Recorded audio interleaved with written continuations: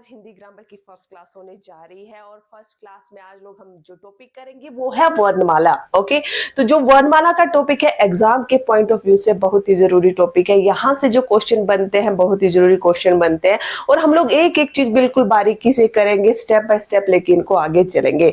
Okay students, तो चलिए करते हैं आज की हमारी क्लास स्टार्ट यहाँ पर। ओके, तो वर्णमाला सबसे पहले क्या है, वर्णमाला किसे कहते हैं? तो वर्णमाला किसे कहते हैं? अब देखिए यहाँ पर वर्ण है, यहाँ पर माला है, ठीक है। मतलब वर्णों की जो माला होगी, वर्णों का जो समूह हो गया उसे क्या कहेंगे? वर्णमाला कहेंगे। ओके, एग्जाम में ये क्वेश्चन भी पूछ लिया जाता है कि वर्णमाला किसे कहते हैं, तो आंसर आएगा वर्णों के समूह को। वर्णों के समूह को वर्णमाला कहा जाता है, ठीक है। तो हमारी जो वर्णमाला है हिंदी वर्णमाला है, हमारी जो भाषा है हिंदी भाषा है, ठीक है। तो हिंदी वर्णमाला में जो हिंदी वर्णमाला है उसको दो भागों में बांटा गया है। एक है इसमें स्वर और दूसरा क्या है? व्यंजन। ओके, हिंदी वर्णमाला को दो भागों में बांटा गया है, स्वर व व्यंजन में, ठीक है।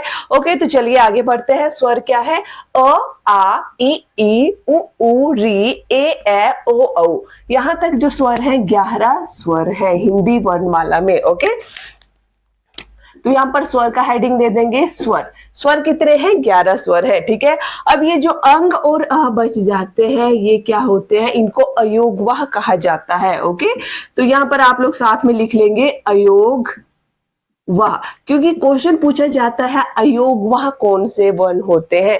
तो जो अंग और अ होते हैं इनको क्या कहा जाता है? अयोगवाह कहा जाता है, ठीक है। ओके, नेक्स्ट हम करते हैं, यहाँ पर ये स्वर हो गया। नेक्स्ट आता है यहाँ पर व्यंजन। व्यंजन। ओके, अब देखिए जो व्यंजन है व्यंजनों को भी डिवाइड किया गया है। स्पर्श व्यंजन है, ठीक है, अंतस्थ व्यंजन है, उष्म व्यंजन है, संयुक्त व्यंजन है। तो सबसे पहले हमारे जो यहाँ पर आते हैं स्पर्श व्यंजन। ओके, सबसे पहले ऊपर कौन से आते हैं? स्पर्श व्यंजन आते हैं। अब देखिए जो स्पर्श व्यंजन होते हैं क से लेकर म तक जो है स्पर्श व्यंजन होते हैं, ठीक है। क, ख, ग, घ, अंग। अब देखिए जो क की लाइन है, क से यहां से स्टार्ट होंगे और म तक कौन से व्यंजन होंगे? स्पर्श व्यंजन होंगे, ठीक है। अब देखिए वर्ग कितने होते हैं? 5 वर्ग होते हैं, ठीक है। जो क वर्ण है इसका जो वर्ग बनेगा वो क्या बनेगा? कवर्ग बनेगा। ओके, एग्जाम में इस तरह से भी पूछा जाएगा। जो च है वो च्वर्ग है। अब च्वर्ग में कौन कौन से आएंगे? च, छ, ज, झ, य, मतलब च की पूरी लाइन च्वर्ग में आएगी, ठीक है। उसके बाद है ट्वर्ग, ट, ठ, ड, ढ, अण, ये किस में आ जाएंगे? ट्वर्ग में आ जाएंगे। ओके, उसके बाद है त से। अब जो हमारी पंक्तियां होती है उसका जो प्रथम वर्ण होता है उसी के आधार पर जो वर्ग है उनके नाम रखे गए हैं। ओके, तो त में देखिए त का जो वर्ग हो जाएगा उसका नाम त्वर्ग हो जाएगा। इसमें त्वर्ग में कौन कौन से व्यंजन आएंगे? त, थ, द, ध और न, ठीक है। नेक्स्ट है पवर्ग में प, फ, ब, भ और म आ जाएंगे, ठीक है। तो क से लेकर म तक जो व्यंजन होते हैं वो स्पर्श व्यंजन कहलाते हैं, ठीक है। अब चलिए नेक्स्ट आ जाइए। स्पर्श व्यंजन के बाद कौन से व्यंजन आते हैं? तो स्पर्श व्यंजन के बाद आ जाएंगे य, र, ल और व, ठीक है। तो य, र और ल और व जो इनको अंतस्थ व्यंजन कहा जाता है, ठीक है। अब इनकी जो परिभाषा है वो भी मैं सारी आप लोगों को लिखवाऊंगी। पहले हम लोग सिर्फ देख लेते हैं वर्णमाला में स्वर और व्यंजन कौन से हैं, ठीक है। उसके बाद हम स्वरों का वर्गीकरण करेंगे, व्यंजनों का वर्गीकरण करेंगे, तो वहां पर मैं आप लोगों को पूरी परिभाषा लिखवाऊंगी। स्पर्श व्यंजन क्या होते हैं, अंतस्थ व्यंजन क्या होते हैं, उष्म व्यंजन कौन से होते हैं और संयुक्त व्यंजन कौन से होते हैं, परिभाषा, ठीक है। यहाँ पर सिर्फ आप लोगों को अभी समझना है, क्योंकि आप लोग ये वाला चार्ट समझ गए उसके बाद ही पूरी वर्णमाला हमारी स्टार्ट होगी यहाँ पर। ओके, तो य, र, ल और व कौन से व्यंजन हो जाएंगे? अंतस्थ व्यंजन हो जाएंगे, ठीक है। उसके बाद है श, श, श और ह, इनको उष्म व्यंजन कहा जाता है, ठीक है। नेक्स्ट बच गए क्ष, त्र, ज्ञ और श्र, तो ये क्या कहलाते हैं? संयुक्त व्यंजन कहलाते हैं। ओके, तो यहाँ पर हो गया व्यंजन कौन से हैं, स्वर कौन से हैं, इनका जो हमने पार्ट कर लिया। ओके ओके, अब इसमें कुछ और जरूरी, बहुत ही जरूरी पॉइंट बच जाते हैं जो एग्जाम में पूछे जाते हैं एग्जाम में, ठीक है। अब देखिए यहाँ पर ड और ढ है, ठीक है। अब इनके नीचे बिंदी नहीं है। जब इनके नीचे ड और ढ इस तरह से बिंदी आती है तो ये द्विगुण व्यंजन या उत्क्षिप्त व्यंजन कहलाते हैं, ठीक है।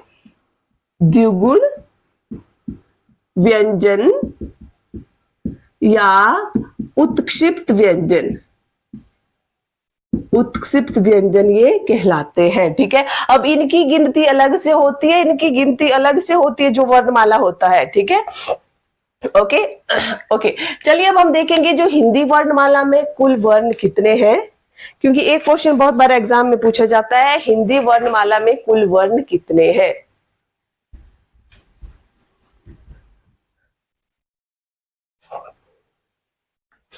ओके, तो सबसे पहले स्वर, स्वर कितने हो जाएंगे, 11 स्वर है। ठीक है, स्वरों के आगे आगे जो 2 बच जाते हैं अयोगवा इनको कहा जाता है। ठीक है, तो अयोगवा यहां पर साथ में लिखते भी चलेंगे, है ना।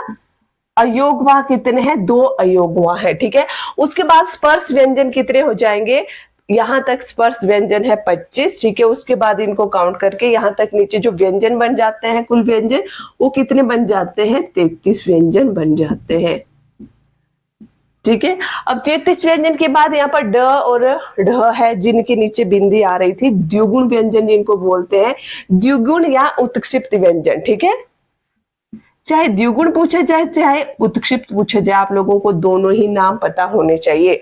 द्विगुण व्यंजन ही हो गए। उसके बाद जो 4 हैं वो कौन से होते हैं, 4 यहाँ पर हो गए संयुक्त व्यंजन, संयुक्त व्यंजन जिनको कहा जाता है। ठीक है,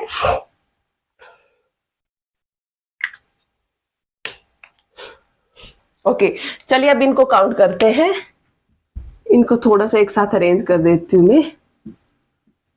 ठीक है, 1 2 3 3 3 6 7 8 8 और 4 कितने हो गए, 12 हो गए। ठीक है, और यहाँ पर एक हसल बच गई, 3 4 और 1 5 हो गए।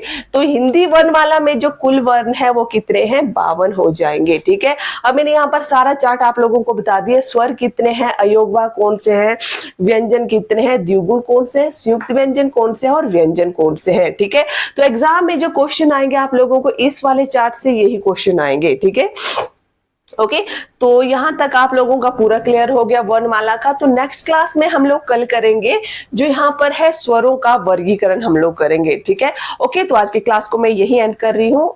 उम्मीद है आप लोगों को क्लास अच्छी लगी हो। अगर आप लोगों को मेरी क्लास अच्छी लगी हो तो प्लीज वीडियो को लाइक करें और शेयर जरूर करें। Okay, thank you.